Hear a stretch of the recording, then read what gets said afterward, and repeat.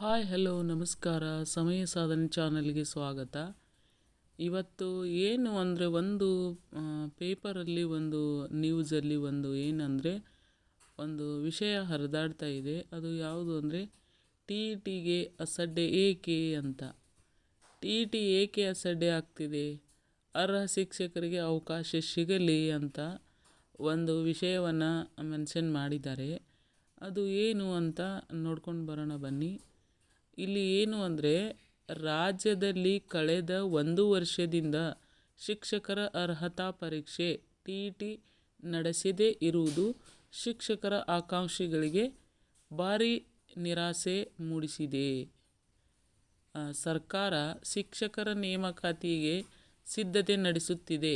T ಪ್ರಮಾಣ ಪತ್ರ ಇಲ್ಲದೇ ಇರುವುದರಿಂದ ಶಿಕ್ಷಕರಾಗಬೇಕು ಎಂಬ ನಿರೀಕ್ಷೆಯಲ್ಲಿ ಇದ್ದವರಿಗೆ ಆಘಾತ ನೀಡಿದೆ. ಕಡ್ಡಾಯ ಶಿಕ್ಷಣ ಹಕ್ಕು ಕಾಯ್ದೆ RTE ಅನ್ವಯ 1ರಿಂದ 8ನೇ ತರಗತಿಗಳ ಶಿಕ್ಷಕರಿಗಾಗಿ ನೇಮಕಾತಿಗೆ ಅರ್ಹತೆಯಾಗಲು ರಾಷ್ಟ್ರೀಯ ಶಿಕ್ಷಕರ ಪರಿಷತ್ NCET ಕನಿಷ್ಠ ಅರ್ಹತೆ ನಿಗದಿಪಡಿಸಿದೆ. ಅದರನ್ವಯ ಶಿಕ್ಷಕರ ಹುದ್ದೆಗೆ ಅರ್ಹತೆ ಪಡೆಯಲು ಟಿ ಉತ್ತೀರ್ಣ ಆಗುವುದು ಕಡ್ಡಾಯ. ಆದರೆ ಪರೀಕ್ಷೆಯನ್ನೇ ನಡೆಸದೇ ಇರುವುದರಿಂದ ಅವರೆಲ್ಲರೂ ಉತ್ತೀರ್ಣ ಆಗುವುದು ಹೇಗೆ, ಅರ್ಹತೆ ನಡೆಯುವುದು ಹೇಗೆ? ಶಿಕ್ಷಕರ ಶಿಕ್ಷಣ ತರಬೇತಿ ಸಂಸ್ಥೆಗಳು ಮತ್ತು ಪ್ರಶಿಕ್ಷಣಾರ್ಥಿಗಳ ತಮ್ಮ ಕಾರ್ಯಕ್ಷಮತೆ ಸುಧಾರಿಸಲು ಟಿ ಅಪೇಕ್ಷಣೀಯವೂ ಹೌದು. ಶಿಕ್ಷಣ ಇಲಾಖೆಯ ಕೇಂದ್ರೀಕೃತ ದಾಖಲಾತಿ ಘಟಕ CAC ಈ ಪರೀಕ್ಷೆ ನಡೆಸುತ್ತದೆ. 2024ರ ಏಪ್ರಿಲ್ನಲ್ಲಿ ಟಿ ನಡೆದಿತ್ತು. ನಿಯಮದ ಪ್ರಕಾರ ಪ್ರತಿ ವರ್ಷ 2 ಬಾರಿ ಪರೀಕ್ಷೆ ನಡೆಸಬೇಕು. ಆದರೆ ರಾಜ್ಯದಲ್ಲಿ 1 ಬಾರಿ ಮಾತ್ರ ನಡೆಸಲಾಗುತ್ತಿದೆ. ಈ ವರ್ಷ ಅದು ನಡೆದಿಲ್ಲದಿರುವುದು ಕಳವಳಕಾರಿ ಸಂಗತಿ. ರಾಜ್ಯದಲ್ಲಿ ಶಿಕ್ಷಕರ 59,772 ಹುದ್ದೆಗಳು ಖಾಲಿ ಇವೆ. ಸರ್ಕಾರ ಮುಂದಿನ 2 ವರ್ಷಗಳಲ್ಲಿ 30,000 ಹುದ್ದೆ ಭರ್ತಿಗೆ ಚಿಂತನೆ ನಡೆಸಿರುವುದು ಆಶಾದಾಯಕ ಬೆಳವಣಿಗೆ. ಆದರೆ ಟಿ ನಡೆಸದೇ ಇದ್ದರೆ ಅರ್ಹ ಅಭ್ಯರ್ಥಿಗಳು ಎಲ್ಲಿ ಸಿಗುತ್ತಾರೆ? ಈಗ ನಿರುದ್ಯೋಗ ಸಮಸ್ಯೆ ಗಂಭೀರತೆ ನಡೆಯುತ್ತಿದೆ. BEd ಮತ್ತು DED ಪಾಸಾದವರು ಟಿ ಬರೆಯಲು 1 ವರ್ಷದಿಂದಲೂ ಸಿದ್ಧತೆ ಮಾಡಿಕೊಳ್ಳುತ್ತಿದ್ದಾರೆ, ಕೋಚಿಂಗ್ ತೆಗೆದುಕೊಳ್ಳುತ್ತಿದ್ದಾರೆ. ಆದರೆ ಪರೀಕ್ಷೆ ಆಗುತ್ತಿಲ್ಲ. ಒಂದು ವೇಳೆ ನೇಮಕಾತಿಗೆ ಅರ್ಜಿ ಕರೆದರೆ ಇವರಿಗೆ ಶಿಕ್ಷಕ ಹುದ್ದೆ ಮರೀಚಿಕೆಯಾಗಿಯೇ ಉಳಿಯಲಿದೆ. ಸರ್ಕಾರವೇ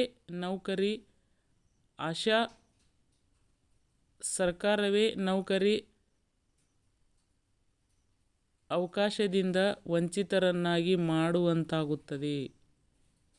ರಾಜ್ಯದಲ್ಲಿ ಶೈಕ್ಷಣಿಕವಾಗಿ ಅತ್ಯಂತ ಹಿಂದುಳಿದ ಕಲ್ಯಾಣ ಕರ್ನಾಟಕದ ಜಿಲ್ಲೆಗಳಲ್ಲಿ ಖಾಲಿ ಇರುವ 5,300 ಶಿಕ್ಷಕರ ಹುದ್ದೆಗಳಿಗೆ ಆರ್ಥಿಕ ಇಲಾಖೆ ಈಗಾಗಲೇ ಅನುಮೋದನೆ ನೀಡಿದೆ. ನೇಮಕಾತಿಗೆ ಅರ್ಜಿ ಕರೆದರೆ ಹೊಸದಾಗಿ BEd ಮತ್ತು DED ಪಾಸಾದವರಿಗೆ ಅವಕಾಶವೇ ಸಿಗುವುದಿಲ್ಲ. ಅಚ್ಚರಿ ಎಂದರೆ ಈ ಹಿಂದೆ ಇಷ್ಟು ಹುದ್ದೆಗಳಿದ್ದರೂ ಅರ್ಹ ಅಭ್ಯರ್ಥಿಗಳೇ ಸಿಗಲಿಲ್ಲ. 2 ಬಾರಿ ಟಿ ನಡೆಸುವ ಅನಿವಾರ್ಯತೆಯನ್ನು ಇದು ಎತ್ತಿ ತೋರಿಸಿತು. ಕಾಲಕಾಲಕ್ಕೆ ಪರೀಕ್ಷೆ ನಡೆದು ಅರ್ಹ ಅಭ್ಯರ್ಥಿಗಳನ್ನು ಶಿಕ್ಷಕರನ್ನಾಗಿ ಗುಣಮಟ್ಟದ ಶಿಕ್ಷಣ ಸುಧಾರಣೆಯಾಗಲಿದೆ. ಇಲ್ಲಿ ನೋಡಿ ಏನು ಹೇಳಬೇಕು ಅಂದರೆ ಇಲ್ಲಿ ಈಗ 1 ವರ್ಷ ಆಗಿ ಹೋಗಿದೆ, ಆದರೂ ಇನ್ನೂ ಟಿ ಕರೆದೇ ಇಲ್ಲ. ಯಾಕೆ ಅಂತ ಇಲ್ಲಿ ಪೇಪರಲ್ಲಿ ಬಿಟ್ಟಿದ್ದಾರೆ. ಆದರೆ ಕರಿಬೇಕಾಗಿತ್ತು, ಕರೆದಿಲ್ಲ. ಬಟ್ ಆಫ್ಲೈನಲ್ಲಿ ಮಾಡಿದರೆ ಕರಿತಾ ಇದ್ದರು. ಬಹುಶಃ ಆನ್ಲೈನ್ನಲ್ಲೇ ಇದ್ದಿರಬಹುದು. ಅದಕ್ಕಾಗಿ ಸ್ವಲ್ಪ ಲೇಟ್ ಆಗಿದೆ ಅನ್ನಿಸ್ತದೆ. ಬಟ್ ಅದು ಇನ್ನೂ ಅರ್ಥ ಆಗಿಲ್ಲ ಏನು ಮಾಡ್ತಾರೋ ಅಂತ. ಆನ್ಲೈನೇ ಅಂತ ಪಕ್ಕಾ ಇದೆ. ಬಟ್ ಆನ್ಲೈನ್ ಅಂದರೆ ಸ್ವಲ್ಪ ಲೇಟು ಅಂತ ಅಂದ್ಕೊಂಡಿದ್ವಿ. ಬಟ್ ಅವರು ಏನೇ ಮಾಡಿದರು ಸರ್ಕಾರ ಲೇಟ್ ಮಾಡಿದರೆ ಏನಾಗ್ತದೆ, ಮುಂದೆ ಮತ್ತೆ ಶಿಕ್ಷಕರ ಪರೀಕ್ಷೆಗೆ ಹೊಡೆತ ಬೀಳ್ತದೆ. ಸುಮಾರು 1 ವರ್ಷದಿಂದ ಕೂಡ BED ಮತ್ತು DED ಪಾಸ್ ಆದವರು ಏನು ಮಾಡ್ತಾಯಿದ್ದಾರೆ, ಎಲ್ಲೋ ಬಿಟ್ಟು ಮನೆ ಬಿಟ್ಟು ಕೋಚಿಂಗ್ಗೆ ಹೋಗಿ ಅಥವಾ ರೂಮ್ ಮಾಡಿ ಎಲ್ಲೋ ಲೈಬ್ರರಿಗೆ ಕೂತು ತುಂಬ ಕಷ್ಟಪಟ್ಟು ಓದ್ತಾ ಇದ್ದಾರೆ. TET ಪಾಸ್ ಮಾಡಿಕೊಂಡು CET ಬರಿಬೇಕು ಅಂತ. ಬಟ್ ಆದರೆ TET ಕರಿದೇನೆ CET ಮಾಡಿದರೆ ತುಂಬ ಜನಗಳಿಗೆ ಇದರಲ್ಲಿ ಮೋಸ ಆಗ್ತದೆ. ಅವರು ಕೂಡ ಈ ಎಕ್ಸಾಮಲ್ಲಿ ಪಾಸ್ ಮಾಡ್ಕೊಳ್ಳಿಕ್ಕೆ ಆಗೋದಿಲ್ಲ. ಆದರೂ ಸರ್ಕಾರ ಎಚ್ಚೆತ್ಕೊಂಡು ಸ್ವಲ್ಪ ಎಲ್ಲರಿಗೂ ಒಂದೇ ಸಮ ನೋಡಿಕೊಂಡು ಅನ್ಯಾಯವಾಗದ ಹಾಗೆ, ಯಾಕಂದರೆ ಇಲ್ಲಿ ಸುಮಾರು ವರ್ಷಗಳಿಂದನೂ ಕೂಡ TET ಪಾಸ್ ಮಾಡಿಕೊಂಡು ಕೂತಿರೋರು ಕೂಡ ಇದ್ದಾರೆ. ಆದರೆ ಇವಾಗ ರೀಸೆಂಟಾಗಿ BED DED ಮುಗಿದವರಿಗೆ ಇದರಲ್ಲಿ ಏಕೆ ಅವಕಾಶ ಅಂತ ಅನ್ಬೋದು. ಆದರೆ ಅವರಿಗೆ ಬೇಡ ಅನ್ನಲಿಕ್ಕೆ ಏನೂ ಅರ್ಹತೆ ಇಲ್ಲ ನೋಡಿ. ಯಾಕಂದರೆ ಇಲ್ಲಿ ಕ್ವಾಲಿಫೈಡ್ ಶಿಕ್ಷಕರು ಮಾತ್ರ ಬೇಕಾಗ್ತಾರೆ. ಕ್ವಾಲಿಫೈಡ್ ಯಾರು ಆಗ್ತಾರೆ ಅವ್ರನ್ನೂ ಇಲ್ಲಿ CETಗೆ ಅರ್ಹತೆಯನ್ನು ಗಳಿಸ್ಕೊಂಡಿರ್ತಾರೆ. ಆದರೆ ಕ್ವಾಲಿಫೈಡ್ ಆಗಿರೋಂಥ ಶಿಕ್ಷಕರು ತುಂಬ ಕಡಿಮೆ ಇದ್ದಾರೆ. ಆಲ್ರೆಡಿ ಕ್ವಾಲಿಫೈಡ್ ಆದರೂ ಕೂಡ ಅವರು ಬೇರೆ ಬೇರೆ ವೃತ್ತಿಗಳಿಗೆ ಮತ್ತು ಬೇರೆ ಏನಾದರೂ ಒಂದು ಕೆಲಸದಲ್ಲಿ ತೊಡ್ಕೊಂಡಿದ್ದಾರೆ. ಅವರು CET ಓದಲಿಕ್ಕೆ ಆಗ್ತಿಲ್ಲ. ಯಾಕಂದರೆ CET ಮೇಲಿನ ಮೇಲೆ ಕರೀತಾ ಇಲ್ಲ. ಅದಕ್ಕೋಸ್ಕರ ಏನಾಗಿದೆ, ಅಲ್ಲಿ ಶಿಕ್ಷಕರು ಸಿಗೋದು ಕಠಿಣ ಇದೆ. ಹಾಗಂತ ಹೀಗಾಗಿ ಫ್ರೆಷರ್ಸಿಗೆ ಅಲ್ಲಿ ತಗೊಳ್ಳೋದು ಬೇಡ ಅನ್ನೋದು ಬೇಡ. ಯಾಕಂದರೆ ಅದು ಆ್ಯಸ್ ಇಟ್ ಈಸ್ ನಡೀತಾನೆ ಹೋಗಬೇಕು. ಪ್ರತಿ ವರ್ಷದಲ್ಲಿ 1 ಬಾರಿ ನಡೀತಾನೆ ಬಂದಿದೆ. ಬಟ್ ಈ ಸಲ 2 ಬಾರಿ ಅಂತ ಹೇಳಿದರು. 2 ಬಾರಿನೂ ಇಲ್ಲ, 1 ಬಾರಿನೂ ಕೂಡ ಇಲ್ಲ. ಆಫ್ಲೈನ್ ಆದರೂ ಮಾಡಿ ಆಮೇಲೆ ಆನ್ಲೈನ್ ಮಾಡಲಿಕ್ಕೆ ರೆಡಿ ಮಾಡ್ಬೋದಿತ್ತು ಅವರು. ಆದರೂ ಆಫ್ಲೈನು ಇಲ್ಲ, ಆನ್ಲೈನು ಇಲ್ಲ. ಈ ಥರ ಲೇಟ್ ಮಾಡಿದರೆ ತುಂಬ ಜನಗಳಿಗೆ ಏನಾಗ್ತದೆ, ಸಮಸ್ಯೆ ಆಗ್ತದೆ. ಈ ಥರ ಮಾಡಲಿಕ್ಕೆ ಹೋಗಬಾರ್ದು. ಯಾಕಂದರೆ ಹಳೆ ವಿದ್ಯಾರ್ಥಿ ಶಿಕ್ಷಕರಿಗೆ ತುಂಬ ಕಷ್ಟ, ಈಗಿನ ವಿದ್ಯಾರ್ಥಿಗಳಿಗೂ ಕೂಡ ತುಂಬ ಕಷ್ಟ. ಲೇಟ್ ಆದರೆ ಅವರಿಗೆ ಕಷ್ಟ, ಜಲ್ದಿ ಮಾಡಿದರೆ ಇವರಿಗೆ ಕಷ್ಟ. ಎಲ್ಲನೂ ನೋಡಿಕೊಂಡು ತೂಗಿ ಎಳೆದು ಪ್ರತಿ ವರ್ಷ ಹಾಗೆ ನಡೆಸ್ತಾ ಹೋದರೆ ಯಾರಿಗೆ ಏನೂ ಸಮಸ್ಯೆ ಆಗೋಲ್ಲ. ಯಾರು ಅರ್ಹತೆ ಗಳಿಸಿರ್ತಾರೆ ಅವರು ಬಂದು ಎಕ್ಸಾಮಿಗೆ ಅಟೆಂಡ್ ಆಗಲಿಕ್ಕೆ ಆಗ್ತದೆ. ಅದು ಬಿಟ್ಟು ಏನೋ ಒಂದು ಸುಖ ಸುಮ್ಮನೆ ನೆಪ ಹೇಳಿ ಆನ್ಲೈನ್ ಮಾಡ್ತೇವೆ ಆಫ್ಲೈನ್ ಮಾಡ್ತೇವೆ ಅಂತ ಹೇಳಿ ಆ ಥರ ಮಾಡಿ ಪ್ರತಿ ವರ್ಷ ಇರುವಂಥ TETಯನ್ನು ಯಾಕೆ ಪ್ರತಿ ವರ್ಷ ಈಗೊಂದು ಸ್ವಲ್ಪ ದಿನದ ಹಿಂದೆ ಆಗಿತ್ತು, 4 ವರ್ಷದ ಹಿಂದೆ. ಆಗೂ ಕೂಡ ಇದೇ ಥರ ಮಾಡಿದರು. ಲೇಟ್ 1 ವರ್ಷ ಪ್ರತಿ ವರ್ಷ ಕರಿತೇವೆ ಅಂದ್ಕೊಂಡು ಹೋಗಿ 2 ತಿಂಗಳು 3 ತಿಂಗಳು 2 ತಿಂಗಳು 3 ತಿಂಗಳು ಈ ಥರ ಟೈಮ್ ಚೇಂಜ್ ಮಾಡ್ತಾ ಮಾಡ್ತಾ ಮಾಡ್ತಾ ಹೋಗಿ ಮತ್ತೆ ಅವರು ಕೆಲಸ ಅವರೇ ಮಾಡಿದರು. ಯಾಕಂದರೆ ಅಲ್ಲಿ ಏನು ಮಾಡಿದರು, ತುಂಬ ಟೈಮನ್ನು ಹೋಗಿಸಿ 2-3 ತಿಂಗಳು ಪೇರ್ ಮಾಡಿ ಪ್ರತಿ ವರ್ಷ ಕರೆಯುವಂಥ ಎಕ್ಸಾಮನ್ನು 1 ವರ್ಷ ಮುಂದೆ ತಂದಿದ್ದಾರೆ ಅನ್ನಿಸ್ತಾ ಇದೆ. ಯಾಕಂದರೆ ಅವರು 2014ರಲ್ಲಿ ಫಸ್ಟ್ ಪೇಪರ್ ಕರೆದಿದ್ರು. 2014ರಿಂದ 2024ರವರೆಗೆ 14 ತಗೊಂಡ್ರೆ ಅಲ್ಲಿ 7 ಎಕ್ಸಾಮ್ ಆಗಬೇಕು.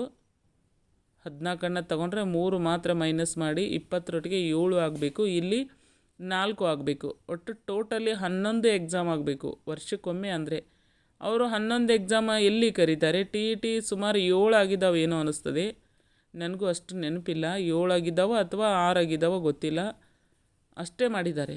ಈಗ ಅವರು 14ರಿಂದ TET 14ರಲ್ಲೇ ಸ್ಟಾರ್ಟ್ ಮಾಡಿದವರು ಇಲ್ಲಿವರೆಗೆ ಪ್ರತಿ ವರ್ಷ ಅಂದರೆ ಎಷ್ಟು 7 ಮತ್ತು 4 7 4 11 TET ಆಗಬೇಕಾಗಿತ್ತು. ಆದರೆ 11 ಬೇಡ ನಮಗೆ, 11 ಇಲ್ಲ ಏನೂ ಇಲ್ಲ, 6 ಅಥವಾ 7 ಅಷ್ಟೇ ಆಗಿದ್ದಾವೆ. ಆದರೆ ಸೆಂಟ್ರಲ್ ಗೌರ್ಮೆಂಟಲ್ಲಿ ಅಲ್ಲಿ ಏನು ಅಂದರೆ 1 ವರ್ಷಕ್ಕೆ 2 ಬಾರಿ ಕರೀತಾ ಇದ್ದಾರೆ. 1 ವರ್ಷಕ್ಕೆ 2 ಬಾರಿ ಅಂದರೆ ನೋಡಿ, ಇದಕ್ಕೆ ತುಂಬ ವ್ಯತ್ಯಾಸ ಆಯಿತು. ಈ ಥರ ಮಾಡಿದರೆ ಓದಲಿಕ್ಕೆ ಕೂತವ್ರಿಗೆ ಎಷ್ಟು ಬೇಸರ ಆಗ್ತದೆ. ಆ ಥರ ಮಾಡಲಿಕ್ಕೆ ಹೋಗಬಾರ್ದು. ಬಟ್ ಯಾಕೆ ಮಾಡ್ತಾರೋ ಗೊತ್ತಿಲ್ಲ. ಈ ಥರ ಮಾಡಿದರೆ ವಿದ್ಯಾರ್ಥಿಗಳ ಶಿಕ್ಷಕರಾಗುವವರಿಗೆ ತುಂಬ ಕಷ್ಟಪಟ್ಟು ಓದ್ತಾ ಇರ್ತಾರೆ ಕೆಲವೊಬ್ಬರು. ಕೆಲವೊಬ್ಬರು ಹೋಗಲಿ ಬಿಡಿ ನಮಗೆ ಇದು ಉಪಯೋಗ ಇಲ್ಲ ಅಂತ ಬಿಟ್ಟು ಬೇರೆ ಬೇರೆ ವೃತ್ತಿಗಳಲ್ಲಿ ತೊಡಗಿಕೊಂಡು ಅಥವಾ ಒಂದು ಏನೋ ಒಂದು ನೆಮ್ಮದಿ ಆಗುವಂಥ ಕೆಲಸಕ್ಕೆ ಕೈ ಹಾಕಿ ಬಿಟ್ಟಿದ್ದಾರೆ ಇದನ್ನು. ಆಲ್ರೆಡಿ ಎಕ್ಸಾಂಪಲ್ ಆಗಿ ನಾವು ಕೂಡ ಅದೇ ಕ್ಯಾಟಗರಿಯಲ್ಲಿ ಇದ್ದವರು. ತುಂಬ ದಿನದಿಂದನ ಎದುರು ನೋಡ್ತಾ ಇದ್ದೀವಿ. ನಮ್ಮ ಥರನೇ ತುಂಬ ಜನ ಇದ್ದಾರೆ. ಆದರೆ ಸರ್ಕಾರ ಈ ಥರ ಮಾಡಬಾರ್ದು, ಎಲ್ಲರಿಗೂ ಅವಕಾಶ ಆಗಲಿ ಅಂತ ಹೇಳ್ತಾ, ನೋಡಿ ಈ ಥರ ನಿಮಗೂ ಏನಾದರೂ ಅನಿಸಿದರೆ ಇದ್ರ ಬಗ್ಗೆ ಒಬ್ರಿಗೊಬ್ರು ಚರ್ಚೆ ಮಾಡಿ, ಯಾಕಂದರೆ ಏನಾದರೂ ಒಂದು ಇದಕ್ಕೆ ಸೊಲ್ಯೂಷನನ್ನು ಹುಡುಕಿ, ಏನಂದರೆ ಕೇಂದ್ರ ಸರ್ಕಾರ ನಡೆಸಿರುವಂಥ CTET 1 ವರ್ಷದಲ್ಲಿ 2 ಬಾರಿ ನಡೆಸಿದರೆ ಅವರು ಒಂದು ವರ್ಷದಲ್ಲಿ ಒಂದು ಸತ ಎಕ್ಸಾಮ್ ಬರೆದ್ರೆ ಒಂದು ವೇಳೆ ಅದು ಕ್ವಾಲಿಫೈಡ್ ಆಗಿಲ್ಲ ಅಂದರೆ ಮತ್ತೆ ಕಂಟಿನ್ಯೂ ಆಗಿ ಓದಿ 2ನೇ ಸರಿ ಆದ್ರೂ ಕ್ವಾಲಿಫೈಡ್ ಮಾಡ್ಕೊತಾರೆ. ಯಾಕಂದರೆ ಗ್ಯಾಪ್ ಭಾಳ ಇರಲ್ಲ, ಒಂದು ಎಕ್ಸಾಮಿಂದ ಇನ್ನೊಂದು ಎಕ್ಸಾಮಿಗೆ ಗ್ಯಾಪ್ ಇರಲ್ಲ. ಅದಕ್ಕಾಗಿ ಕಂಟಿನ್ಯೂವಸ್ ಆಗಿ ಓದಿ ಏನು ಮಾಡ್ತಾರೆ, ಕ್ವಾಲಿಫೈಡ್ ಮಾಡಿಕೊಂಡು ಮುಂದೆ CETಗೆ ಪ್ರಿಪೇರ್ ಆಗ್ತಾರೆ. ಅವರಿಗೆ ತುಂಬ ಕಷ್ಟ ಅನಿಸಲ್ಲ. ಆದರೆ ಇಲ್ಲಿ ನಮಗೆ ರಾಜ್ಯ ಸರ್ಕಾರದಲ್ಲಿ ಯಾಕೆ ಹೀಗೆ ಗೊತ್ತಾಗ್ತಾ ಇಲ್ಲ.